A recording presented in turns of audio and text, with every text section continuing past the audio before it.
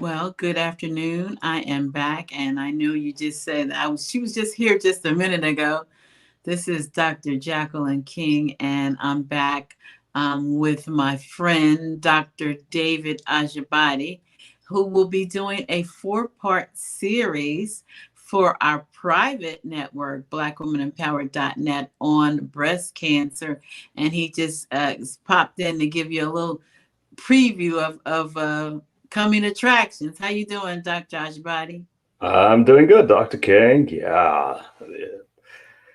Like I said, it was meant to be just a one session thing. And then the more I got into it, I was like, wait a minute. I think this is going to be important as well. And that's going to be important. And so just kept on stretching and stretching and stretch and getting larger and larger. And I'll be like, okay, you know what? Let's just do four parts. So the first part will be the introduction and to cancer and breast cancer specifically. And then why Black women tend to have it worse than the other races. And then point out a few things, lifestyle, genes included, and of course, the socioeconomic environment, things that people need to know. Then the second part would be what I call Cancer 101, basically how cancer starts, the triggers for cancer, and how it progresses, and why some people end up having severe forms of cancer, why others don't. Then the third one would be prevention. We all know we're supposed to prevent cancer and heart disease and so on and so forth. But how do you prevent everything at once? So there are just some basic tips that we're going to pass across. And the last one is going to be treatment. So basically, those who have been diagnosed with cancer, breast cancer, and undergoing treatments, what can they do to optimize their treatment so they can get the best results from it? Because so many times people just go so passively to the oncologist and they don't really take charge of what they can do by themselves. And my favorite maxim is this: let your doctor take care of your disease. You need to take care of your health, because the doctor is going to be focused on the disease. It's not going to be thinking too much about your nutrition or your lifestyle or your relationships. And that's your responsibility. And you need to know what to do and what to avoid so that you can get the very, very best from the treatment and you don't have a recurrence, because that tends to happen, especially with breast cancer. Let me ask you something, Doctor, and good afternoon, everyone. Please share the broadcast. This is a really important topic: breast cancer and Black women, Black and brown women. Um, so, with COVID, and I know you see a lot of everything. Is breast cancer more aggravated if they get COVID, or how does that work? Well, the main way cancer has been affected by COVID is just that people don't have the same kind of access they had before COVID. So a lot of focus is on COVID, especially in the hot spots. So people who are supposed to have their treatment sometimes would have that delayed or have to be rescheduled because of in some hospitals they being overburdened with COVID. But in terms of whether the disease itself makes COVID worse, we haven't really heard that much about it. It's mostly with the cardiovascular disease, diabetes, lung disease, and obesity. Those are the three or four big things that really make COVID worse. But in terms of cancer and other conditions, we haven't really heard that. So, something that you pointed out, and we know that a lot of the hospitals are full with COVID patients. And so, what are we just left to just die if we can't get our treatments? I mean, that's scary. Yeah, yeah. I mean, that's why I think this is very important for people to know what to do. I mean, sometimes even without COVID, some treatments they may not. In between treatments, you might need you're scheduled for the next course of treatment. You may have to travel. There might be something that will interrupt your treatment. Meanwhile, there might be a delay. Meanwhile, the cancer is still growing. So, what can people do for whatever reason, if for whatever reason they are not able to continue their treatment or start their treatment, what can they do to at least keep the cancer at bay? So we talk a lot, as you know, Dr. King, about nutraceuticals and about strengthening the immune system. We're going to be talking also about inflammation and how inflammation causes cancer to spread. So we're talking about things to do and things not to do, so that you keep your inflammation levels low. And I know this is a topic that we're not too particularly acquainted with, because when we hear inflammation, we always think in terms of pain and swelling and redness. And yes, you get that with cancer as well. Sometimes that pain is not there, but we're going to be pointing out that inflammation is a key driver of cancer. And it's not the same as the painful inflammation we know about. We call it the silent inflammation. Silent inflammation, which can arise as a result of the foods you eat, the toxins you have, and even the fact that you have body fat. We know that high levels of body fat can trigger a lot of inflammation that you may not feel at all in the body, but that those levels of inflammation can predispose you to having breast cancer and other conditions. So yes, a lot of things we're going to be talking about are things that you can do with or without the oncologist there, so that you have like I said, a much better chance of survival long term. Well, for all of you that are listening, this is going to be a private teaching. You can only see it on our new network, Black Women Empowered, blackwomenempowered.net, under our master classes. It is a 4-part series. I encourage you to join today. He will be doing this for the month of October, Breast Cancer Awareness Month. And we're excited. Dr. Ajibade has done some great teachings for us on a variety of things. And so it is lupus, since we're here, it is lupus awareness, right? This month. Is that right? Is it lupus? Well, I know it's sickle cell awareness. Sickle cell. I'm sorry. I mixed it up. Sickle cell. That's what I meant. So while you're here, just talk a little bit. What exactly is sickle cell? How do people get it? And so what are the side effects and stuff like that? I'm shifting a little bit, and I know you didn't expect it, but I'm shifting you anyway. Oh, no, absolutely. I mean, it's the topic that is very near and dear to my heart. As you know, that's what brought me to the United States in the first place. Sickle cell disease is a genetic condition that affects the red blood cells specifically. And it tends to happen mostly in Black people, but also in brown as well. We know that South Americans, Arabs, Indians, of course, Africans, and of course, Black people, most especially. Nigeria having the most number of Black people on the planet is Grand Central Station for sickle cell disease. We have the most number of sickle cell patients with sickle cell anemia patients. We have over 4 million of them. And basically, as I was trying to say, the red blood cells tend to they come out weak, and they tend to get to dry up, and they shrivel up, and they become sickle shaped. So instead of the nice round red blood cells, you have the sickled, hardened red blood cells, which don't move well through the blood vessels, and they tend to clump together and block the flow of blood. So they block the blood vessels. When that happens, obviously there's a lot of terrible things can happen, including strokes, including heart attacks, including severe pain in the joints, severe pain in the gut. And this kills, Dr. King, 50 to 75% of kids born with sickle cell disease will die before their 5th birthday. In Nigeria, that's upwards of 100,000 kids every year before the age of 5. That's tragic. And it's been going on for a long time. And even those who survive live with pain and debilitation.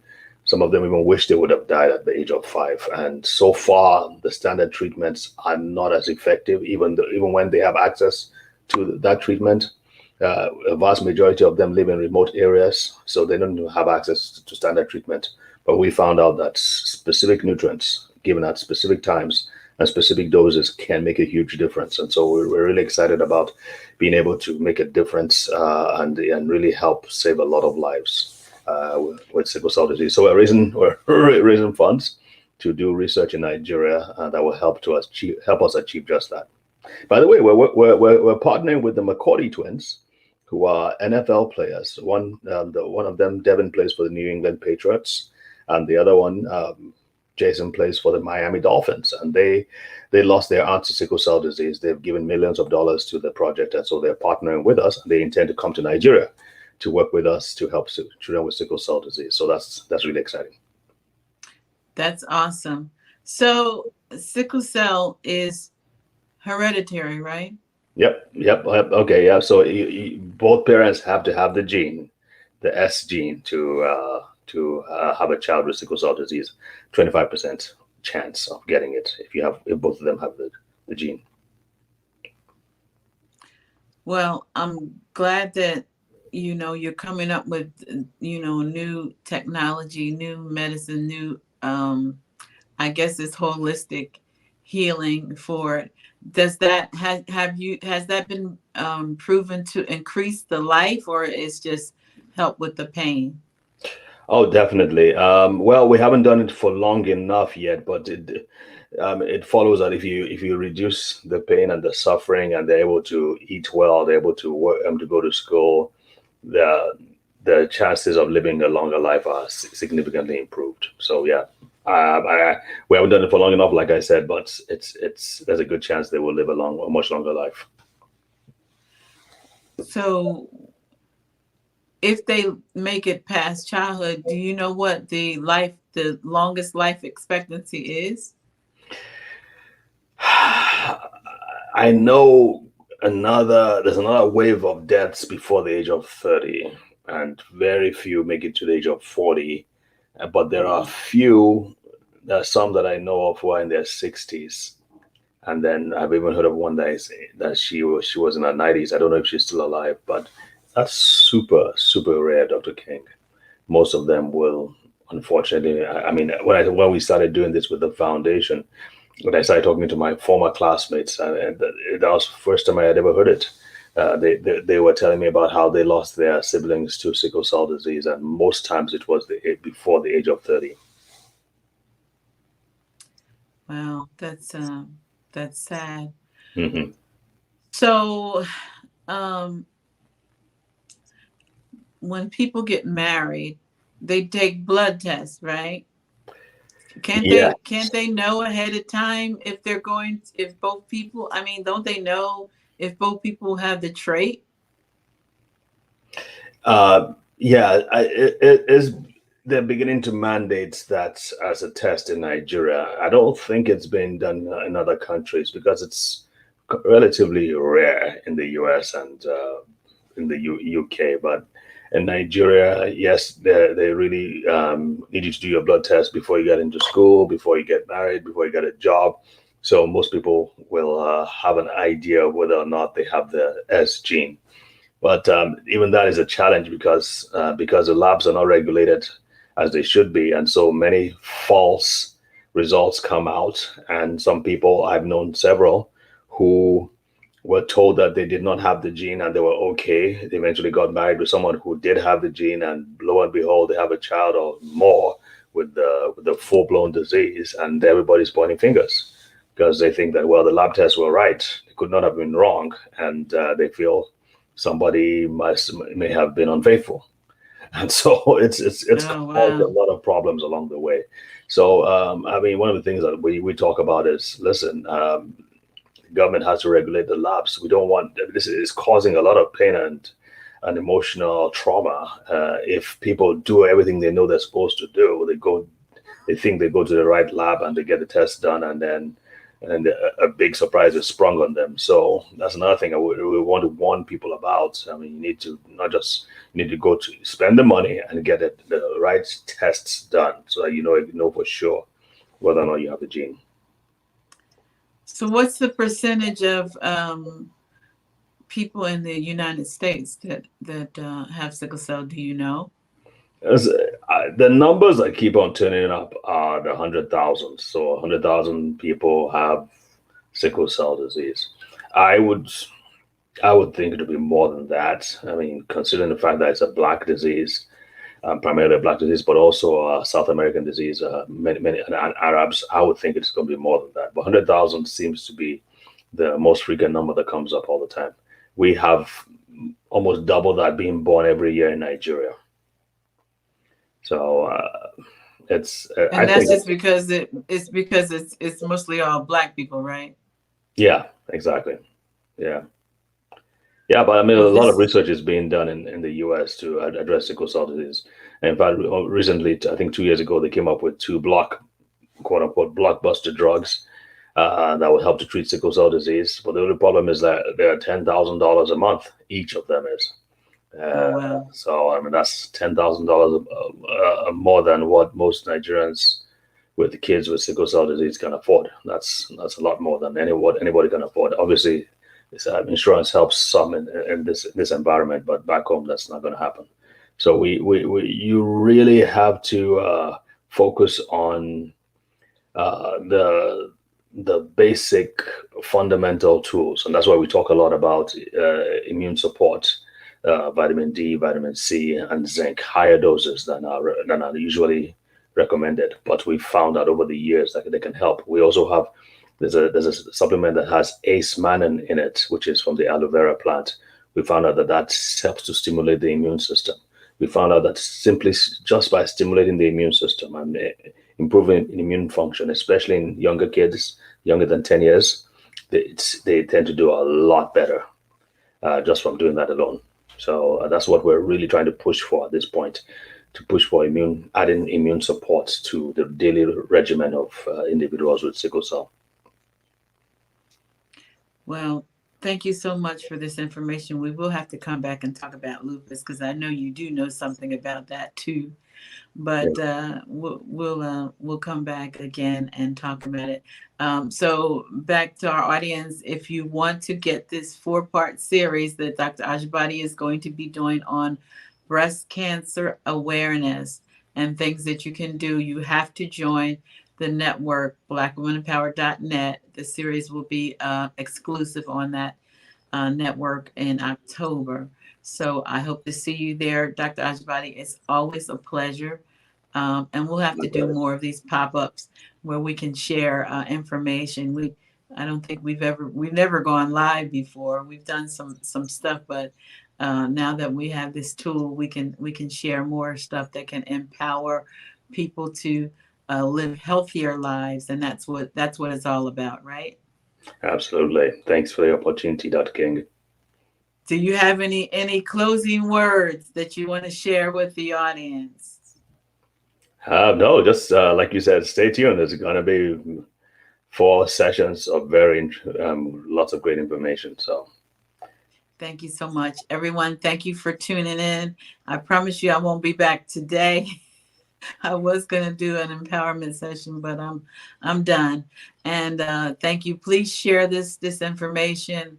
Go over to blackwomanempowered.net and you can join to make sure that you get all of our master classes, join the sisterhood, and get involved in that work. Until the next time, God bless. Thanks.